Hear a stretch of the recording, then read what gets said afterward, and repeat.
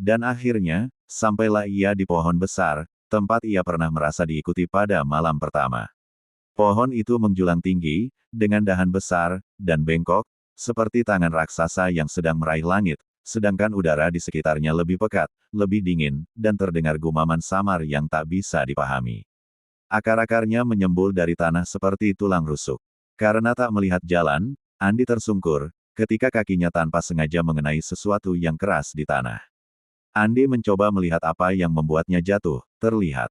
Benda itu berbentuk bulat, seperti buah kelapa.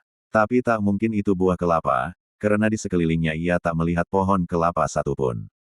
Andi menghampiri benda tersebut, berjongkok, dan membersihkan tanahnya perlahan. Sampai ia melihat sebuah tengkorak kepala manusia yang sudah retak. Bukannya berteriak ataupun lari, Andi hanya termenung, jantungnya berdegup dengan cepat, matanya mulai melihat ke arah pohon, akar, dan ke sekelilingnya. Secerca ingatan tiba-tiba terbuka. Seperti pintu besar yang dibuka paksa di dalam kepalanya. Teriakan, asap, api, suara tembakan, jeritan anak-anak, semua muncul bertubi-tubi. Ia melihat dirinya sendiri diikat, dan digiring bersama seluruh warga desa ke bawah pohon besar itu.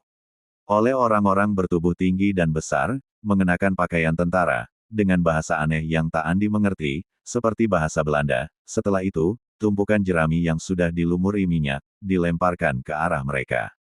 Tak ada satupun yang berani melawan, atau melarikan diri, mereka akan langsung ditembak, ketika mencoba untuk lari.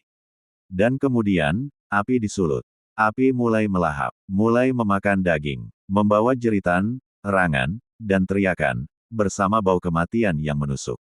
Andi merasakan panasnya, rasa tubuhnya terbakar hidup-hidup, terpancar kembali melalui ingatan yang terkunci puluhan tahun lalu. Dan satu hal terakhir, ia melihat dirinya sendiri, berteriak, sebelum tubuhnya ikut hangus. Ingatan itu mengoyak kesadarannya. Andi terjatuh ke tanah, tubuhnya gemetar hebat. Dirinya menatap tangannya sendiri, dan ia melihat kulitnya perlahan memudar. Transparan, seperti asap, dan saat itulah Andi menyadari sesuatu yang paling mengerikan. Selama ini ia tak pernah hidup, sudah mati sejak malam pembakaran itu. Seluruh desa hanyalah bayangan masa lalu yang terus terulang. Dan dirinya, hanyalah arwah yang tak pernah menyadari kematiannya.